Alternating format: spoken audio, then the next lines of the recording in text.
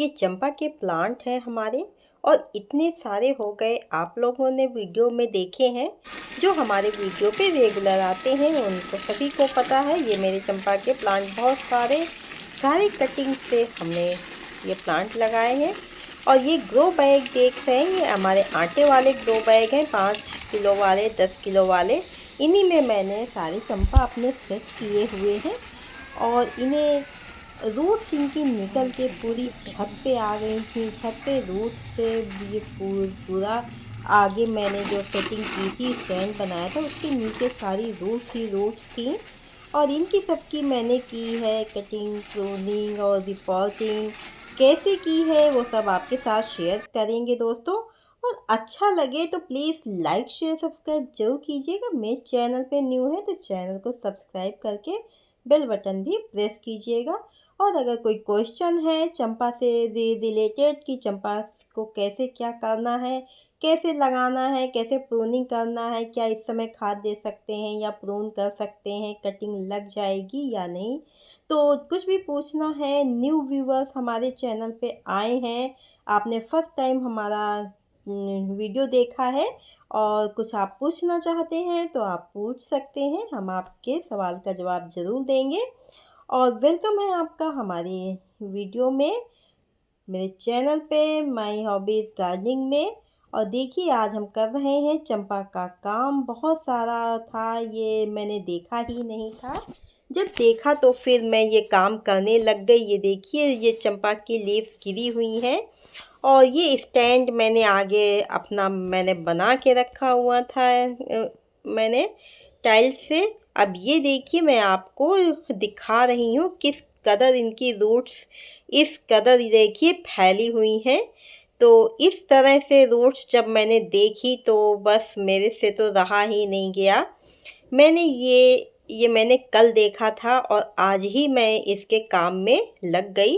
ये 3 मैंने कर लिए, फिर मुझे वीडियो का ख़्याल आया क्योंकि मैं तो पौधों में पानी देने के बाद फिर इनके काम में मैं लग गई।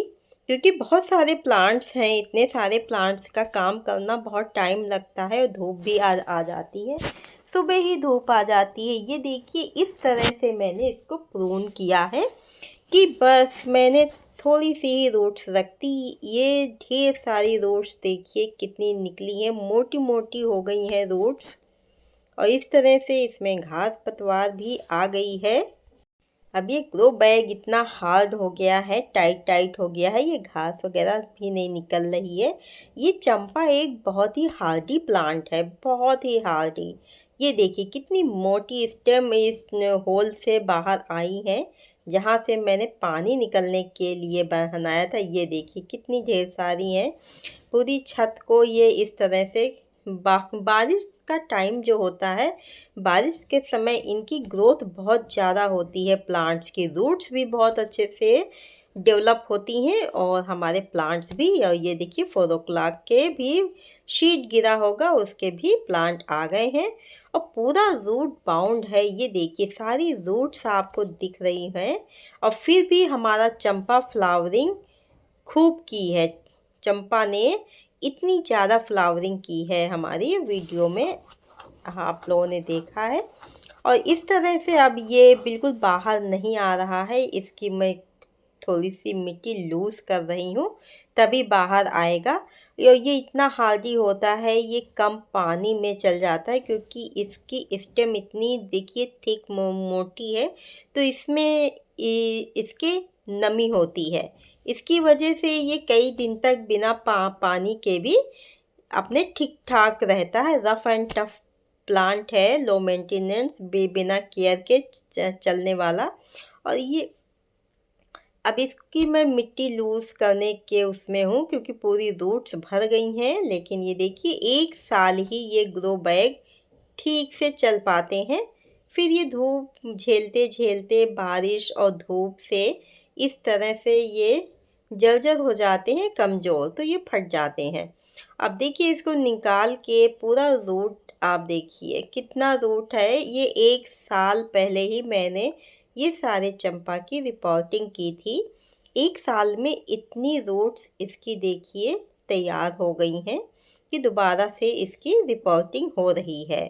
अब मैं रिपोर्टिंग किए दे रही हूँ, तो मुझे फरवरी में रिपोर्टिंग इनकी नहीं करनी पड़ेगी, सिर्फ हमें फर्टिलाइज़र ही देना पड़ेगा। और अभी ये डोरमेट हो जाएंगे। विंटर में चंपा के प्लांट सारे डोरमेट हो जाते हैं। डोरमेंसी टाइम होता है इनका, रेस्ट टाइम। उस समय ये फ्लावरिंग नहीं करते हैं। और जब बहुत ज़्यादा ठंड आती है, फॉग आता है, तो इनकी लीव्स भी येलो होके ड्रॉप होनी शुरू हो जाती हैं। तो चंपा की में अभी हमें फर्टिलाइज़र देने की ज़रूरत नहीं है। अब इनकी रिपोर्टिंग हो जाएगी, रूट बाउंड हट जाएगा, और तो ये फ्लावरिंग करना चाहेंगे तो फ्लावरिंग कर देंगे। लिक्विड जो हम लोग फर्टिलाइज़र तैयार करते हैं बनाना पील का, ऑनियन का या पोटैटो का, तो वो हम इनको दे देंगे। अभी इनको ठोस फर्टिलाइज़र की कोई नीड नहीं है, तो हमें सिर्फ चाहिए फ्लावरिंग। तो हम वो लिक्विड फर्टिलाइज़र इसमें डाल सकते हैं, जिससे कि हमारे प्लांट्स में कलियां बनने लग जाएंगी और फ्लावरिंग होने लग जाएगी।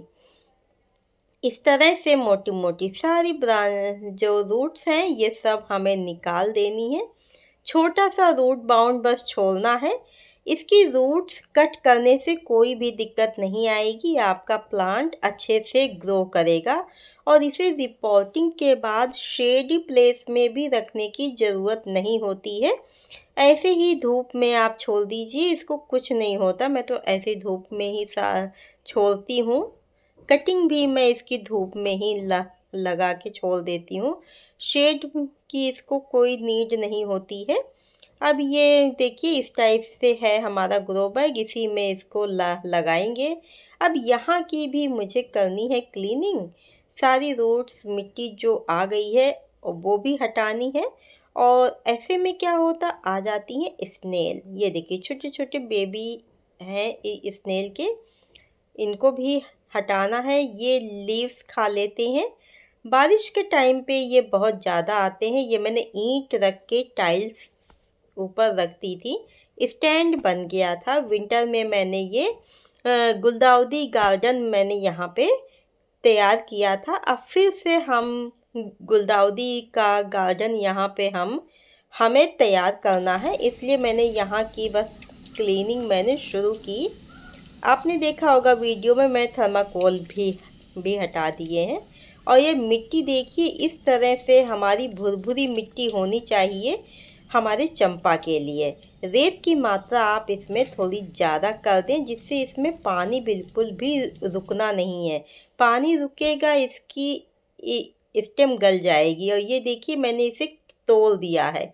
ये बहुत लंबा हो गया था, नीचे से सिर्फ स्टेम ही स्टेम थी और ऊपर था। तो इस तरह से इसमें मिल्की मिल्की सा निकलता है स्वैप, इसलिए इसको थोड़ा सा छोड़ देंगे सूखने के लिए।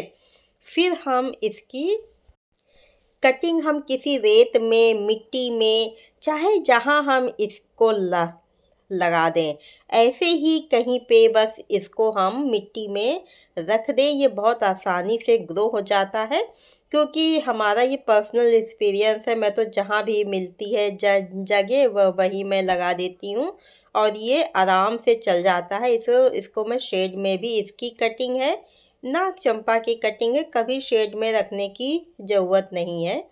तो इस तरह से मैंने इसको अभी यहाँ पे रख दिया है। उस साइड देखिए आपको एक लंबी सी मोटी स्टेम दिख रही है, ये हमने वहीं से तोड़ दिया है, उसी में इसको सेट करेंगे। अभी ये दो हमारे ग्रो बैग छूट गए हैं और धूप बहुत तेज़ हो गई है। अब मैं शाम को ये काम करूँगी।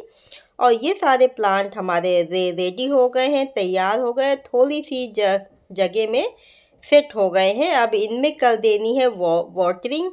रिपोर्टिंग करने के बाद पानी देना बहुत ज़रूरी है, जिससे कि प्लांट हमारा सेट हो जाए मिट्टी में। नहीं तो वो आपने उसकी रूट्स भी प्रून की हैं और धूप में इसको रिपोर्ट करके छोड़ा है, इसलिए अच्छे से वाटरिंग कर देनी है।